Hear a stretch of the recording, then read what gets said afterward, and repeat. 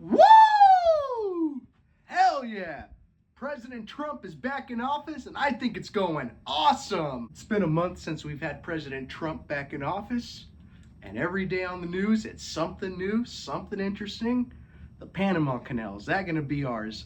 The renaming of the Gulf of Mexico to the Gulf of America. Canada, are we going to acquire them? Greenland, red, white, and blue land is what it might be called. Then so much more interesting stuff. Gonna make America great, literally greater in size. President Trump holding Christian values high. J.D. Vance being a good vice president so far. Can't believe this summer will be 10 years of the Trump era. I remember when it started in the summer of 2015. And here we are, almost 10 years of Trump, the Trump era. If Donald Trump would have, well, he did win 2020, but say that he would have been able to take the seat, not Joe Biden, today Trump would no longer be our president, but that's how things go. Who knows though? There's some talks of maybe, since he only served 4 years the first term, took a break with Joe Biden and is now serving another 4 years, does that constitute? Could he serve another 4 years? Who knows? Will J.D. Vance be the next guy up to lead the Republican Party in 2028? Someone else? Will Trump continue in 2028? Only time will tell, but for now, 2025 with Trump. And the liberal tears flowing every day on CNN, on YouTube channels, on social media. Bring it on. President Trump doing his best to improve life for American citizens. However, if you are an illegal alien, deportation is highly probable. The news makes it seem like an racist, anti-Hispanic, anti-Mexican thing in LA and a lot of big cities with a high Hispanic population. There are a lot of people waving Mexican flags, blocking highways. Try doing that in Mexico. See how far that gets you. You'll get your ass ran over right away. And they're waving Mexican flags as an anti-Trump flag. I'm a Latino and I'm proud, but this flag is not an anti-Trump flag. I have one too, but I'm not out there flying it and saying fuck Trump or that Mexico's better than the USA. I mean, what's the number one thing a lot of people that came from here say they came here for? A better life.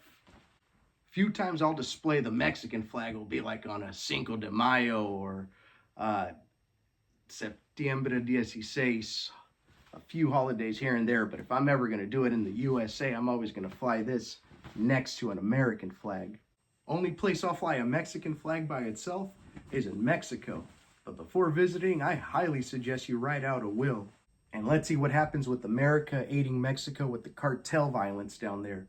If the Mexican government can't handle and dismantle the cartels themselves, which the Mexican government is one giant cartel to even begin with, then it's time for America to intervene.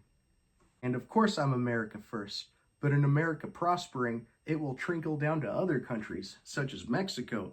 In America securing its border, it will halt illegal aliens from entering Mexico to begin with. A lot of the illegal entries into America aren't even Mexican nationals, if not people from other parts of the world just using Mexico as some passing ground to get into America. At this point, it looks like Greenland is going to be added to the United States. Expand our territory. That'd be something. But what about Canada? Adding them to the United States of America. First off, this flag would cease to exist. We'll have to add more stars to the flag, however many states. As we say, Canada will be the 51st state, but that's just a saying to convey that adding them to the United States, of course, we're going to divide them into a few states, maybe, who knows, 5, 7, 10, 20 states. Some will vote Republican, some Democrat. While some people may not be on board with the idea of America annexing, taking over another country and making it its own, such as Canada, it has happened before. After the Mexican-American War in 1848, the USA did win and acquire a lot of land that used to be Mexico's and made it America. While some people were bitter and to this day a little bitter about it, over time, the land that ended up becoming America ended up prospering better under the American government than it ever would have under Mexico. California would be a whole other world if it were still Mexico today. But thankfully, it's America, and I'm proud of it. So in the long run, the land that would be formerly Canada, which will no longer be Canada, and the USA, will end up being better off in the long run. Hell, it will be better off day one as soon as it becomes America. Yeah, you win some, you lose some, and the US acquiring Canada will also be acquiring Justin Bieber and Seth Rogen. But hey, we're also getting Dr. Jordan Peterson. I can't be the only Trumper who gets asked, do you regret voting for him now? Seeing the illegal aliens getting deported or people crying and protesting. Of course I knew this was going to happen. That's what I and millions of other people voted for. And with President Trump keeping men out of women's sports, big win for women.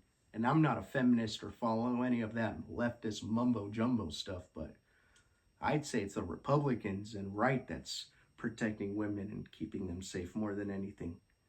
Keeping a recently transitioned man from coming up there and no shit, the dude's gonna lift way more than the chick. And also keeping illegal aliens away from potentially harming our women and children. Who's in the right now?